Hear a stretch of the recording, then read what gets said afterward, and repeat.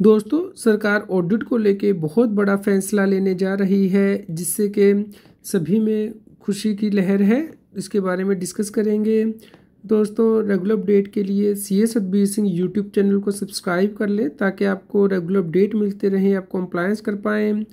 दोस्तों, ministry of corporate affair के द्वारा स्टैट्यूटरी ऑडिट की जो एग्जम्पशन है वो दी जाएगी। इसके लिए नया प्रपोजल रखा गया है। दोस्तों, जैसे कि आप सभी लोग जानते हैं कि जो छोटी कंपनियां होती हैं उनके लिए ऑडिट की कंप्लायंस करनी बहुत ज़्यादा मुश्किल हो जाती है। तो इसी के लिए दोस्तों नया प्रपोजल रखा गया है कि जो माइक्रो एंटरप्राइज होती हैं, जिनकी रेवेन्यू सेल बहुत कम होती है, उनको ऑडिट से बाहर किया जाए ताकि ईज़ ऑफ डूइंग बिजनेस हो सके, वो आसानी से अपना बिजनेस कर पाएँ। तो दोस्तों, इसे विंटर सेशन ऑफ पार्लियामेंट में रखा जाएगा इस प्रपोजल को। दोस्तों, आज के टाइम में सभी कंपनीज को ऑडिट कराना जरूरी है, भले ही उनका साइज़ या उनकी टर्नओवर कितनी भी हो। तो उन्हें स्टैट्यूटरी ऑडिट अपॉइंट करना होता है, हर साल ऑडिट करवाना होता है, ऑडिटेड फाइनेंशियल स्टेटमेंट देनी होती है MCA को, यानी कि कंपनीज के केस में मैंडेटरी है। लेकिन दोस्तों, अब प्रपोज्ड अमेंडमेंट यही होगी कि जिन कंपनियों की टर्नओवर यानी कि सेल 1 करोड़ रुपए तक होगी, उन्हें ऑडिट कराने की आवश्यकता नहीं पड़ेगी। इस प्रकार उन्हें स्टैट्यूटरी ऑडिट से एग्जम्पशन दी गई है, उन्हें CA से ऑडिट नहीं कराना पड़ेगा। दोस्तों, इसे विंटर सेशन में पार्लियामेंट के सामने रखा जा सकता है। तो दोस्तों, इस प्रपोजल से बहुत सी कंपनीज को फ़ायदा होगा, क्योंकि जो छोटी कंपनियां होती हैं वो कंप्लायंस नहीं कर पाती हैं, ऑडिट की कॉस्ट भी आती है, तो इससे उन्हें राहत मिलेगी।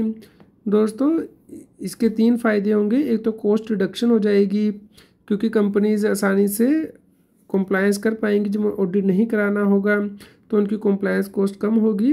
दूसरा दोस्तों, ऑडिट की वैल्यू जो है वो लिमिटेड थी, क्योंकि देखा गया था कि ऑडिटर जो वैल्यू ऐड कर रहा था प्रैक्टिकली वो कम थी, जबकि कॉस्ट ज़्यादा हो रही थी।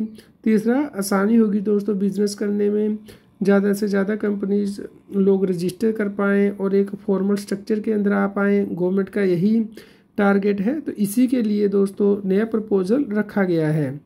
तो दोस्तों, हालांकि यहाँ पे कुछ कंसर्न भी रेज किए गए हैं कि एक तो पहले ही इनकम टैक्स एक्ट के अंतर्गत ऑडिट कराने की आवश्यकता नहीं होती अगर आपकी टर्नओवर 1 करोड़ से कम होती है। तो अगर आप कंपनी एक्ट के अंतर्गत भी ऑडिट कराने की आवश्यकता नहीं रहेगी, तो उससे